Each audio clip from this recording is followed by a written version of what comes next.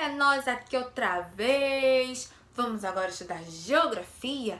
Peguem o livro lá na página 36. Hoje nós vamos falar sobre o relevo brasileiro. Vamos lá? Vamos lá, gente. Vamos falar sobre o relevo do Brasil. A superfície terrestre, ela é muito diferente em cada lugar. No Brasil, o nosso relevo ele é marcado pelo aspecto de ser muito diferente. Um país só tem vários tipos de relevo.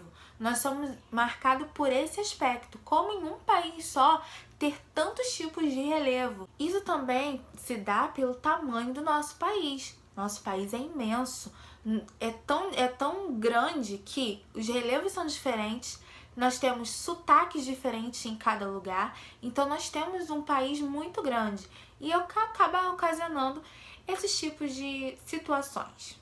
O relevo é um conjunto de formas de uma superfície terrestre.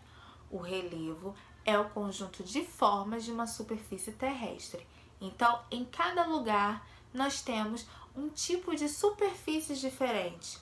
Uma mais altas, outra mais planas, umas mais com depressões, mais machucadinhas pelo tempo. Em cada lugar, nós temos aí um tipo de relevo. Ao longo do tempo, os relevos, a superfície terrestre, ela vai tendo algumas variações, seja por alguma ação natural, como o vento, como chuvas muito fortes, como vulcões, como terremotos. Tudo isso são efeitos naturais, são efeitos da nossa natureza sobre o solo. Então, o solo pode variar, pode mudar de acordo com essas ações naturais, essas ações da natureza. Mas pode mudar também por conta das ações do homem. O homem pode cavar, né? Pode deteriorar aquele solo ali por conta das ações do homem, desmatar, tudo isso pode alterar o solo.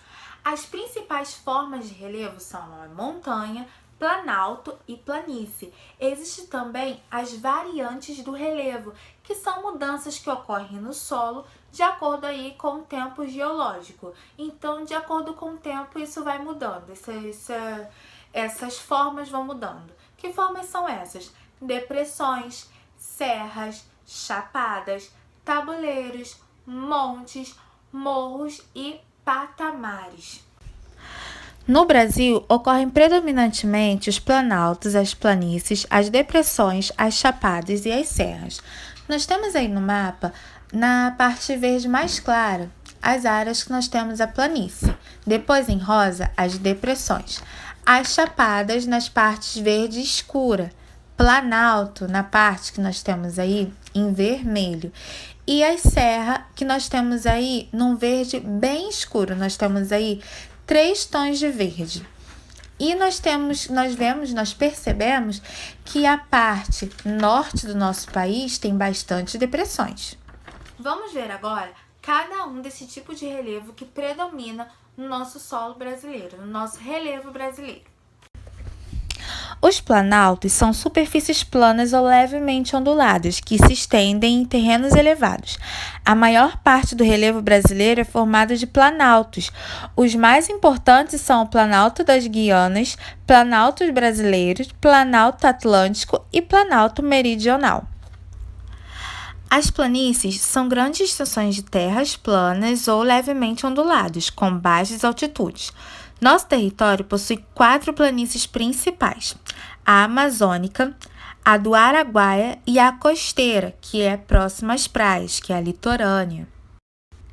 As depressões são as áreas rebaixadas em relação ao nível do mar, que são as depressões absolutas, ou as áreas vizinhas, depressões relativas. As principais são as depressões amazônicas e as depressões sertanejas do São Francisco. As chapadas são geralmente planas com altitudes elevadas e lados que podem apresentar diferentes inclinações.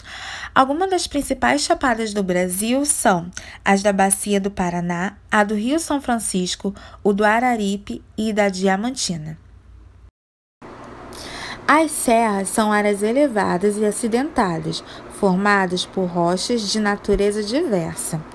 Pode ser de qualquer forma. As serras do mar, da mantiqueira e do espinhaço são algumas das principais presentes do nosso país.